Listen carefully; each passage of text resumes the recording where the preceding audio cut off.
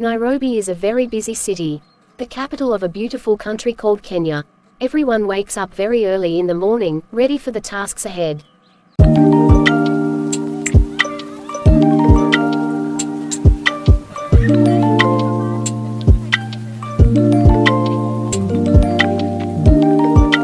One beautiful day, I woke up very early as usual, and the first thing was to make breakfast for my sister's family of 4. And before putting on the gas cooker, I heard, "Babe, I need some cash. The power bill is due today, and disconnection may happen any minute." This is Nairobi. The cost of living is very high. And things must change. Your sister should be splitting the cost of living since she's staying with us. Sure, she pays 5,000 every month. But it doesn't do much. She's basically depending on us. That was an argument between my sister and her husband when my sister asked for some cash to pay the power bill. After hearing that, I decided to move out of my sister's place. However, there was only one way to put my sister's mind to rest, and that was to get married. I wanted to tie the knot on short notice, without having to go through a period of courtship. I decided to take on Aunt Dolly's proposal, who was trying to marry off her son Joshua, who had trouble settling down. 30 minutes later I got off to my workplace. When I was about to board a bus, I heard a familiar voice summon my attention. The moment I looked behind, it was Aunt Dolly. So, after informing her that I have accepted her proposal, she couldn't wait any longer.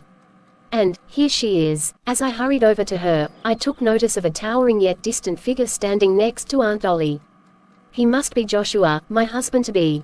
I thought to myself. I was dumbstruck after getting a load of Joshua's face. According to Aunt Dolly, her eldest son of Joshua had no luck with ladies. Needless to say, Aunt Dolly was very worried about him. I had always assumed that he must be not a good-looking man. After all, I heard that he is financially stable in a major corporate group.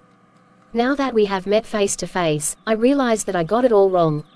Joshua was attractive and carried himself with an air of aloofness. Standing next to Aunt Dolly without expression, he appeared standoffish, and gave off vibes to stay away from him. I gazed at a red car parked nearby. Judging by the logo, it wasn't that expensive. I concluded that our economic difference was not that much, because apart from my employment, I would do some side hustles during my free time, and the income was not that bad. That's why I would be able to afford to ship to my sister's living expenses. Aunt Dolly was very excited, and she introduced me to his son. "Esther, this is my oldest son Joshua. Although he is not the warmest person, he's attentive and considerate. My dear, you saved my life, and we've known each other for 3 months. Trust me when I tell you that he is a good man, because I won't recommend a bad man to you." Taking in his mother's description of him, Joshua was just looking at me without saying a word. I openly extended my right hand to Joshua. "Hi Joshua, I'm Esther K." Joshua's penetrating gaze scanned me from head to toe. His mother cleared her voice, and he reached out his right hand for a handshake. After the handshake, Joshua raised his left hand to look at the time, and he said, "I am a busy man. Let's get it done and over with." I nodded in acknowledgement. Aunt Dolly jumped in. "Go on to the registry office now and sort out the paperwork. You will find me home." Joshua disagreed with his mother, and told her to get into the car we go together so that she can play the role of a witness of our union. She agreed, and Joshua helped his mother into the car. Through this action, I was able to agree with his mother's statement that he might be cold but his heart was kind.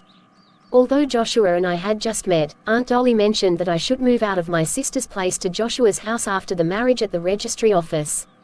My heart jumped with excitement that now I can assure my sister that I was in good hands, and end the arguments in the house because of me.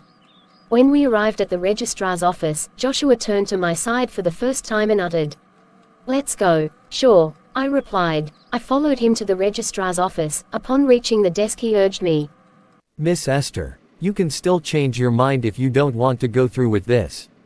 It doesn't matter what my mother will say. Marriage is a huge commitment. It should not be taken lightly." I thought he intended to see if I would have a second thought. Maybe he didn't want to marry someone he had just met. I won't back out of a promise. It took me a few days to consider before reaching a decision.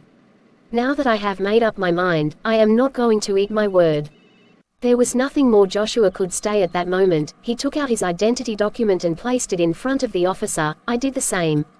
We swiftly went through the formalities in less than an hour, and the officer issued us the marriage certificate. Then immediately Joshua fished out a bunch of keys from his pocket and gave me one. And then he said, "My house is at Woodley Court, near Glory Supermarket. My mother has told me that you supply goods to that supermarket when you are not on duty. My place is not far from there, it's a 10-minute walking distance." Can you drive? If you do, you can visit any car dealer, and choose an affordable car of your choice. I will pay for it. It will be easier for you to drive to work and also to your errands. Because I can get very busy at work, so you won't be seeing me much. I have a lot on my desk, and business trips are usually multiple. Don't mind about me. Just look after yourself, I will be okay. I will be sending you the money to settle the bills on the 5th of every month. One more thing. For convenience's sake, we should keep our marriage a secret for the time being. Joshua must have held a high rank in his office because he went on and on without giving me a chance to speak. The only word I said was yes to the marriage so that I would not continue to be the reason for my sister's marriage fallout. This marriage was my way out of my sister's house, while I give her peace of mind that I am okay, though it was only marriage by name, so when Joshua handed me the keys, I gladly accepted them. Then I asked Joshua, "Are we going to be splitting the bills?" Without a second thought, Joshua replied, sullenly, "I have the means to take care of my wife and our little family. No need to share the cost." "All right then," I said. But I decided I was not going to freeload without any contribution to our bills. But whatever I would see it's needed in the house, I planned to pay for it from my pocket. I was already saving on rent anyway. I believed that marriage was all about give and take as well as mutual understanding to live together in harmony. Joshua lifted his left arm to look at the time before telling me he need to get back to work. "You can take my car home or take a taxi, I will reimburse the fare." I told him I will take the taxi home together with Aunt Dolly, who is now my mother-in-law. This is because I had earlier requested a day off from work when we decided to get married. We exchanged our phone numbers to be able to reach one another, and Joshua promised to call me and let me know what time he will come home. He gave me some cash for the taxi, which I refused at first, but I immediately grabbed the money when he scowled. Joshua walked on ahead of me instead of walking together with me as a newlywed. He made a beeline to his car, and his mother sarcastically asked him, "Why didn't you come here together? Did you change your mind or did Esther change hers?" Joshua fastened his seatbelt before pulling out the marriage certificate and giving it to his mother. He told her, "We got the papers, I need to hurry back for a meeting at the office. I've given Esther $2,000 to get a taxi. You accompany her to my house, I will join you when I'm done with the meeting." His mother replied, "You shouldn't leave to work no matter how busy you are, you can go to work once you take us home." But Joshua said to his mother, "I married her as you wished, but you can't dictate everything else I do. I am the one living with her, so it's my decision. I will observe on my own time, and be the judge of her character. I won't make the marriage official if she doesn't pass the test." Then his mother murmured, "Divorce is not an option in our family." Joshua replied, "Well, that depends on whether you have picked a wife who is worth spending the rest of my days with." Joshua remarks as he started the car and drove off. "Gosh, no husband would act like this.